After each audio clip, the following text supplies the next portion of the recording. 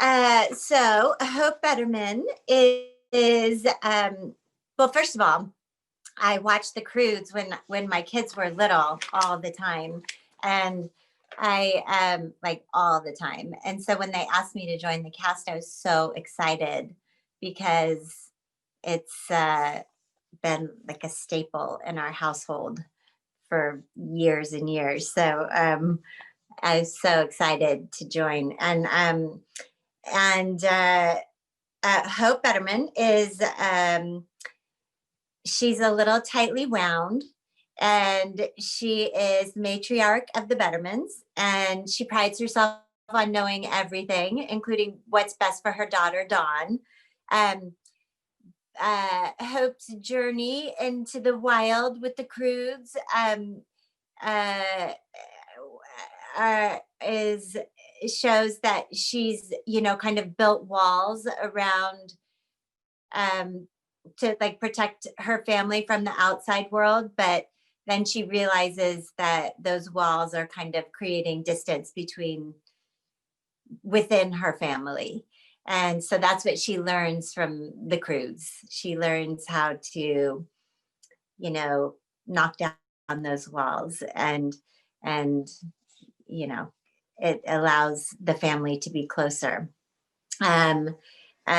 She kind of sees the Croods as cave people initially, and simple, but then she, through getting to know them and also having no other choice, she is able to embrace her more primal side and create like tighter bonds with her family and the Croods. I mean, having daughters and then I'll just keep it at that. Having daughters and watching this movie, I cried at the end. I love the fact that all the women come together, and my daughters loved that idea too. Like it's such a it's such a nice way. It was such a nice way to end the movie. But yeah, so I love the female empowerment part of it. And they're being challenged. Are they able to keep the family together? When they're tempted by these people who seem to have a much better situation than them, and is it actually better on the other side, or is it the grass is always greener situation? And I think we learn that it's the grass is always greener situation, and that nothing is more important than family, and nothing is more important than loving your family and sticking together. And I think that's what they learn in this movie. What's so funny is I was trying to remember when we started this, and I think it was about 5 years ago. Is that right? I don't know who would know the answer to that, but it was so long ago, and honestly I can't remember. I don't know. I mean, it's like you're kind of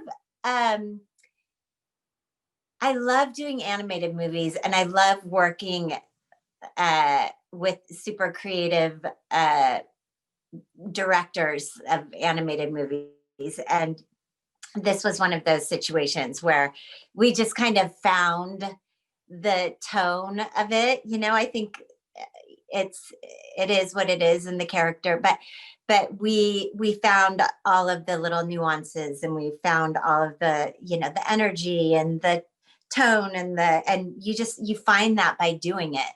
You just keep doing it and doing it and doing it, and trying different things, and by the end you kind of come up with like the coolest version, is usually how it works, unless you're not lucky.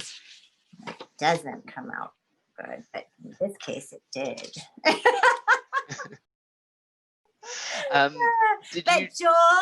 Joel Crawford is the coolest guy ever, and he's so much fun, and his energy is like contagious. He's like has the sweetest most creative. He's like a little like a child, which is the most fun person ever to work with.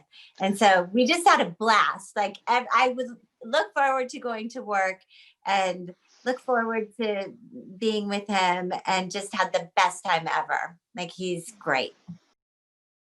Yeah, I did. I did improvise a little bit.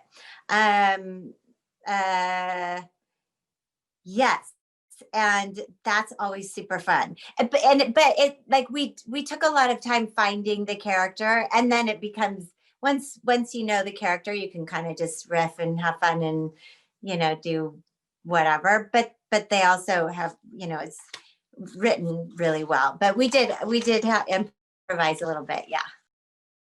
No, sadly, no. That would have been so much fun to work with Peter Dinklage.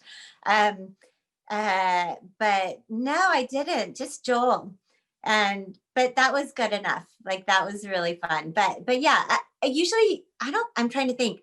I don't think I've ever. But oh, maybe I did once with Jeff Garland for I'm not sure. I can't even remember what it was, but that was fun. It is fun to get the actors in there together. They should do that more often.